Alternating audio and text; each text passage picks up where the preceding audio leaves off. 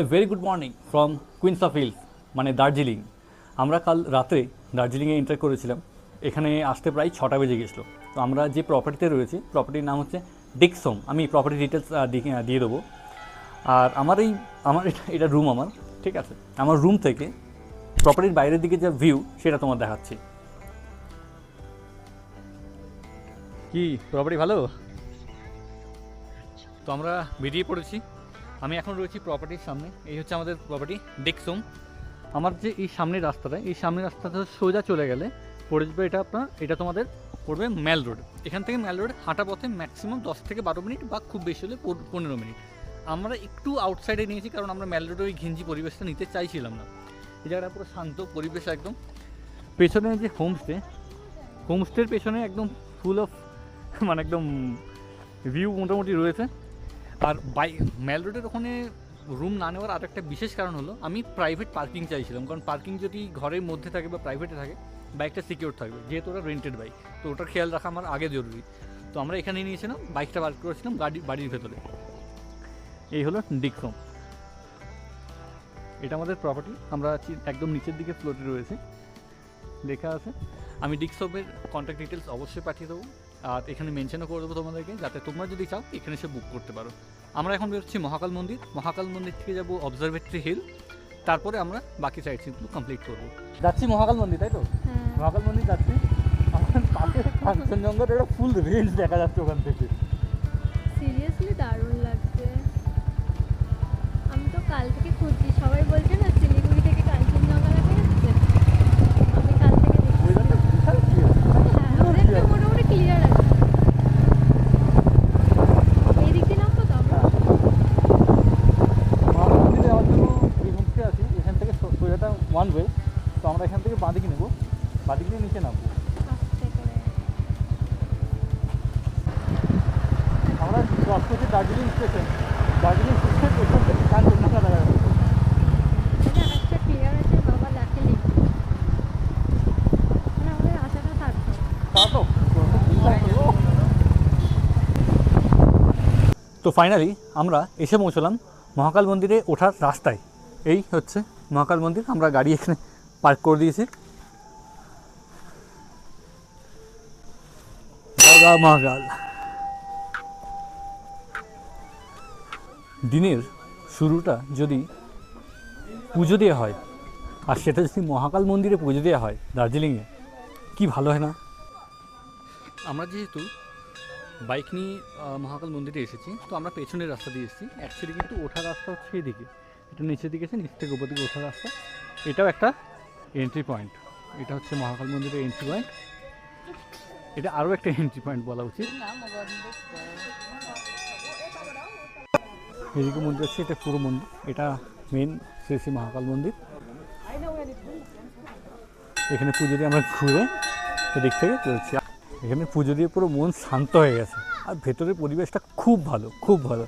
বলো, শান্তি।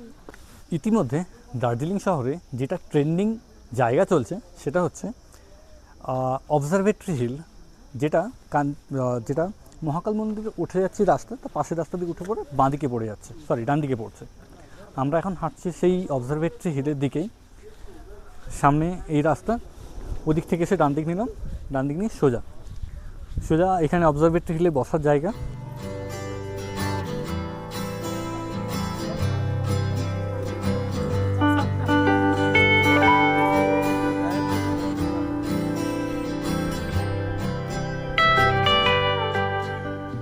এই অবজারভেটরি হিল থেকে কাঞ্চনজঙ্ঘার যে ভিউটা বা যে দৃশ্যটা আমি চাক্ষুষ করছি, ঠিক আছে, এটা আজীবন মনে থাকবে। তো গাইস, আমরা এখন এসে পৌঁছালাম জাপানিজ টেম্পল এবং পিস প্যাগোডা দেখার জন্য। ছিলাম অবজারভেটরি হিলে, এখন ঢুকছি জাপানিজ টেম্পলে।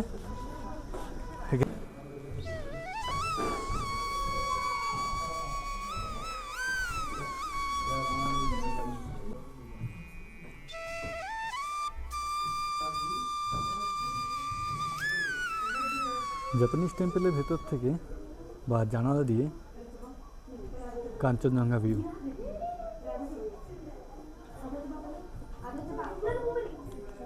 এই জাপানিজ টেম্পল প্রতিষ্ঠা করা হয় 1972 সালে।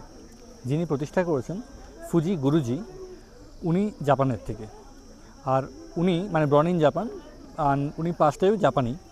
উনি 99 ইয়ার্স বেঁচেছিলেন, মানে 1886 সাল থেকে 1985 সাল অবধি উনি বেঁচেছিলেন। আর 1972 সালে উনি এই জাপানিজ টেম্পল প্রতিষ্ঠা করেন। আমরা জাপানিজ টেম্পল দেখলাম, এটা জাপানিজ টেম্পল দেখে পরে আমরা যাচ্ছি পিস প্যাগোডা দেখতে। পিস প্যাগোডা পেছনে, পিস প্যাগোডা বিশ্ব শান্তি স্তূপ। এটার অ্যাকচুয়াল বাংলায় মিনিং এটাই হচ্ছে, ওখানে লেখা ছিল বিশ্ব শান্তি স্তূপ, পিস প্যাগোডা। ওটার রাস্তাটা খুব ইন্টারেস্টিং। সম্পূর্ণ বলতে এখন এসকেলেটার করতে হতো, কারণ অনেকটা উঁচু আছে। 1972 সালের 3রা নভেম্বর নিচিনদাৎসু ফুজি প্যাগোডার ভিত্তি প্রতিস্থাপন করেন এবং 1992 সালের 1 নভেম্বর উদ্বোধন করা হয়। প্যাগোডাটি এম ওহোকা দ্বারা ডিজাইন করা হয়েছিল এবং এটি নির্মাণে 36 মাস সময় লেগেছিল। এতে মৈত্রেয় বুদ্ধ সহ বুদ্ধের 4টি অবতার রয়েছে। এই 4টি অবতার 4টি দিকে, মানে পূর্ব, পশ্চিম এবং উত্তর, দক্ষিণ, এই 4টি দিকে বসানো হয়েছে।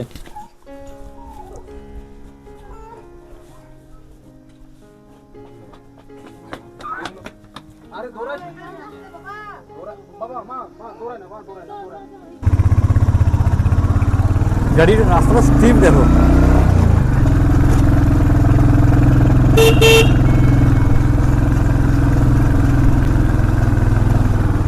এই হচ্ছে রাস্তা, আবার নিচের দিকে রাস্তা ডাউন দেখো, ডাউন হিল পুরো।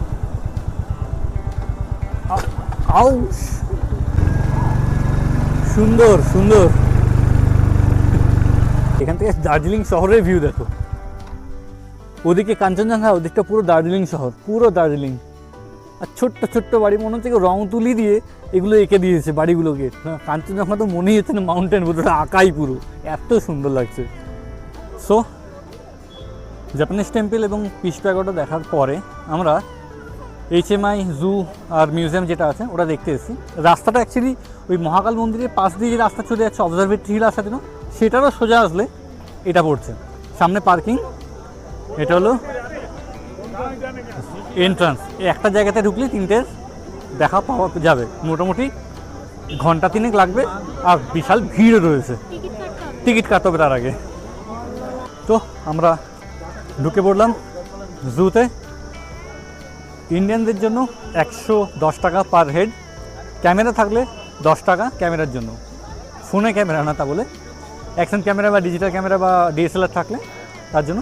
এখানে ডাইরেকশন দেওয়া আছে এখানে কী কী রয়েছে। রেড পান্ডাগুলো একদম ছোট ছোট, আর গাছের উপর একদম উঠে বসে আছে। ক্যামেরায় ধরা যাবে কিনা বুঝতে পারছি না, বাট এখানটা দেখলে বোঝা গেলেও যেতে পারে ছোট্ট করে। Sea lion fish. এই যে ঘুরতে ঘুরতে বেশ খিদে পেয়েছিল, তখন থেকেই খাওয়া হয়নি। লাস্টের ভিতরে একটা দোকান পেয়েছিলাম, গিয়ে 1 প্লেট মোমো নিয়েছি। দার্জিলিং মোমো, পুরো ঠান্ডা ঠান্ডা ওয়েদারে গরম গরম মোমো দিয়েছে ভেতরে। মোমোটা ভালো ছিল খেতে একদম। বলো, খাবার এখন মোটামুটি যেখানে যেখানে খেয়েছি খাবার কিন্তু খুব সুন্দর। ওটা মাউন্টেনিং ইনস্টিটিউট, উপরে রয়েছে মিউজিয়াম। 2টো রাস্তা, ওদিকে একটা শর্টকাট, এই যে লং কাট। মোটামুটি প্রায় 2.5 ঘন্টা লাগলো এই পুরো জু, মিউজিয়াম, HMI এটা ঘুরতে ঘুরতে অপোজিটে দার্জিলিংয়ের বাড়িগুলো দেখা যাচ্ছে, মানে পাহাড়ের উপর বাড়িগুলো দেখা যাচ্ছে। ওইখান থেকে দেখা যাচ্ছে পিস প্যাগোডা। আড়াল হয়ে গেছে, একটু পেছন থেকে পিস প্যাগোডা দেখা যাচ্ছিলো। মানে আমরা ছিলাম ওই ওপরে, ওই দিক থেকে ঘুরে ঘুরে নিচের দিকে নেমে আবার এখানে এসেছিলাম। এখানে এসে এটা দেখে পরে এখন ব্যাকে যাচ্ছি, মানে এবারে বেরিয়ে যাব। ইচ্ছে আছে হ্যাপি ভ্যালি টি গার্ডেনটা একবার দেখার। এখান থেকে 1.5 কিলোমিটার দেখলাম ম্যাপে। লেটস সি কতটা যেতে পারি। এখন আমরা নিচ্ছি ব্রাউনি।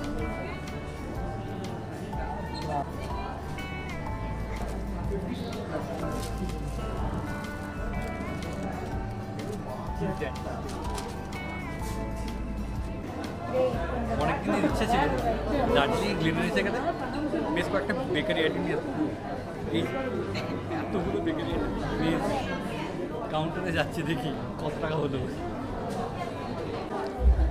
আমরা চা প্রিয় বাঙালি, কোথাও গেলে কিছু হোক আর নাই হোক আগে একটা চা খুঁজি।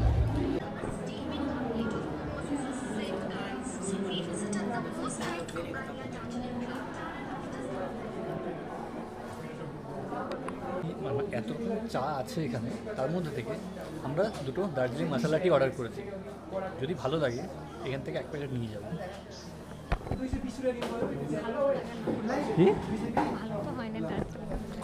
বলছি ভালো হয় না, খেয়ে দেখি, যদি ভালো লাগে নিয়ে দেখো, অসুবিধা কি।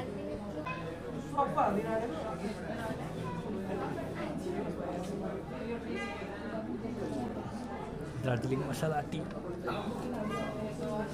আমি আছি এখন দার্জিলিং মেল রোডে, দোকান হচ্ছে চা, আর আমরা এখান থেকে দার্জিলিং মশলা টি নিয়েছিলাম মাত্র 30 টাকা কাপ, মানে এক কাপ 30 টাকা। সত্যি কথা বলতে দুর্ধর্ষ খেতে, বাধ্য 3টে প্যাকেটই নিয়ে নিলাম টিয়ের।